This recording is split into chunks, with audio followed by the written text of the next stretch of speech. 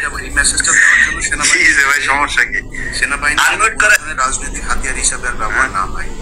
ইয়ে খোলেন, এটা খোলেন, খোলেন। আপনি গালাগালি দিতেছেন বুঝতে পারছি, কিন্তু এটা খোলেন। মারবেন, ও মারবে, আমার মারবে। কি ভাই এরকম হাতুম হুতুম করতেছেন কেন ভাই? এটা খুলে ফেলেন। কিছু বলেন, বলেন, কি খোলেন, খোলেন, খুলে ফেলেন। এত সাহস আপনাদের! এই যে 5 বছর ধরে তুই দেশে আয়, তুই দেশে আয় বলে আসলি, এখন এটা এটা এটা পড়ে আসছেন ভাই আপনি।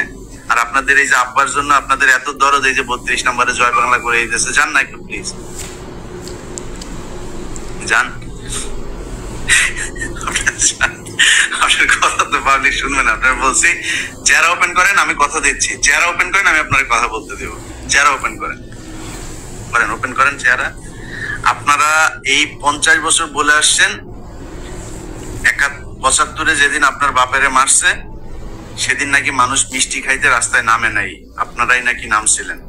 আজকে প্রমাণ হয়ে গেল যে আপনারা আপনার বাপেরে বাঁচাইতে সেই দিনও যান নাই, আজকেও আসেন নাই। যান না কেন আপনারা? যান। এখন আপনি ঘুমটা পড়ে তারপরে আপনি এখানে আসেন গালাগালি করতে। ঘুমটা পড়ছেন, ঘুমটা খোলেন, একটু সাহস নাই।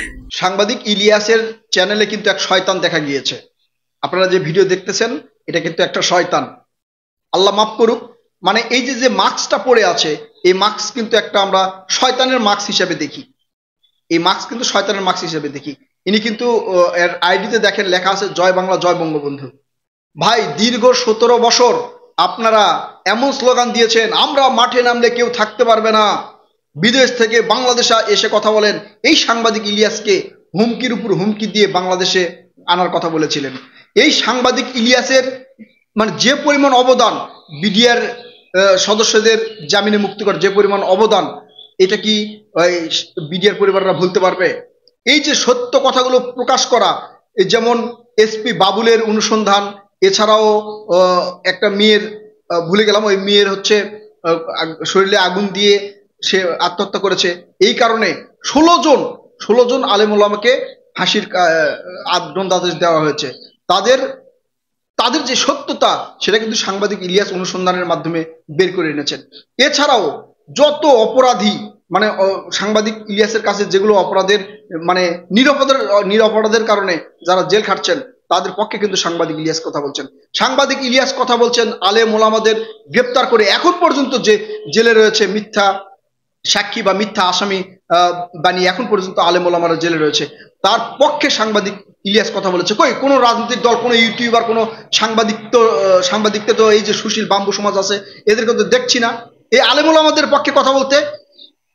এই যে বিনা বিচারে নিরপরাধ কিছু আলেম ওলামা, তারা যদি অপরাধী হয়ে থাকে তাদেরকে শাস্তি দেওয়া সমস্যা নাই, কিন্তু শেখ হাসিনার সময় আপনারা দেখেছেন যে আলেম ওলামাদের উপর মিথ্যা, মানে টুপি দাড়ি দেখলেই তার গা জ্বলে।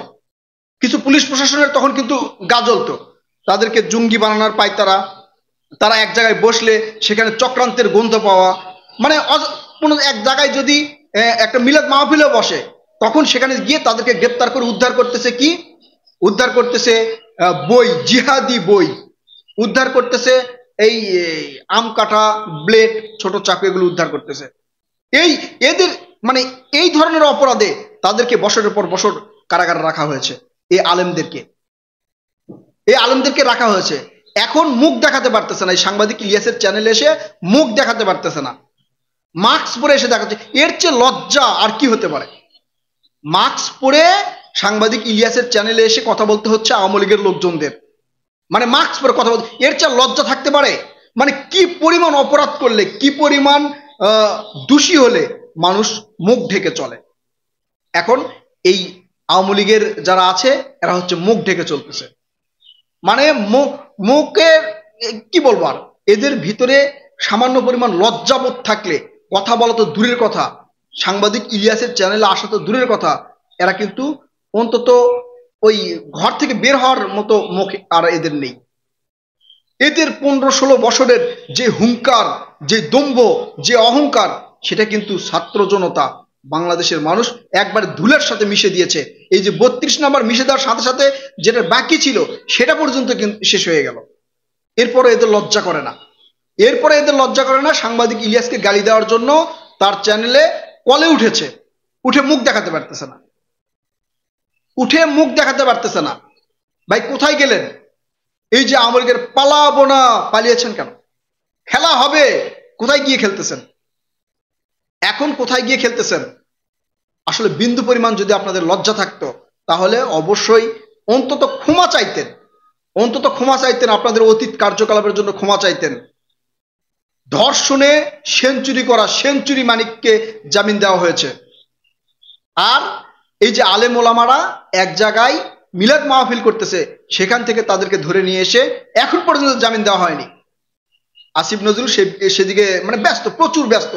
আসিফ নজরুল কিন্তু এখন ব্যস্ত, কারণ আসিফ নজরুল বলেছিল যে জান প্রাণ দিয়ে কাজ, যদি এমপি মন্ত্রী হতে পারি তাহলে জান প্রাণ দিয়ে কিন্তু কাজ করব দেশের জন্য। সে জান প্রাণ দিয়ে কাজ করতেছে। তাই এই আলেম ওলামাদের যেই কারাগারে রাখা হয়েছে, এটা নিয়ে ওনার এখন পর্যন্ত কোনো মানে ব্যবস্থা করার সময় নেই। দেশের উন্নয়ন করতেছে, প্রচুর উন্নয়ন করতেছে, এই যে গণহত্যার বিচার করতেছে।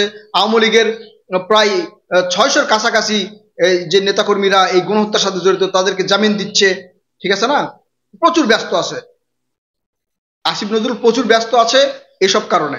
কারণ আওয়ামী লীগের এরা তো জেলখানায় থাকলে মানে একটা অন্যরকম হয় না, বের করে নিয়ে আসতেছে আর কি, জামিন দিচ্ছে। কিন্তু আলেম ওলামারা যারা আছে, বিডিআর এর মানে নিরপরাধ লোকজন যারা জেলখানার ভিতরে আছে, এদেরকে তারা এখন সময় পাচ্ছে না, মানে দেশের উন্নয়নের কারণে এদের জামিন দেওয়ার সময় পাচ্ছে না, কিন্তু আওয়ামী লীগের লোকজনদের জামিন দেওয়ার সময় পাচ্ছে। ঠিক আছে, সাংবাদিক ইলিয়াস কিন্তু বলেছে যে আমি আমার কাছে একজন রানিং মেজর ফোন দিয়েছে, বলছে আমরা ধরে গ্রেপ্তার করে দিচ্ছি আর ওখান থেকে জামিন দেওয়া হচ্ছে। সাবাস আসিফ নজরুল, সাবাস স্যার, আসিফ নজরুল স্যার সাবাস, আপনি চালিয়ে যান, আপনি জান প্রাণ দিয়ে দেশের জন্য কাজ করতেছেন, করেন, ধন্যবাদ, এইভাবেই করবেন। ঠিক আছে, যাদেরকে এখন ধরা হচ্ছে তাদেরকে আপনি জামিন দিবেন, আর আলেম ওলামা যারা হচ্ছে নিরপরাধ বিডিআর এর হত্যাকাণ্ডের সাথে জড়িত না, তাদেরকে যেভাবে জেলে রাখা আছে এদেরকে জেলে রাখবেন, কারণ আপনি তো প্রচুর ব্যস্ত। আসিফ নজরুল স্যার ধন্যবাদ, আপনাকে সালাম দিয়ে ভিডিও শেষ করছি। আসসালামু আলাইকুম আসিফ নজরুল স্যার।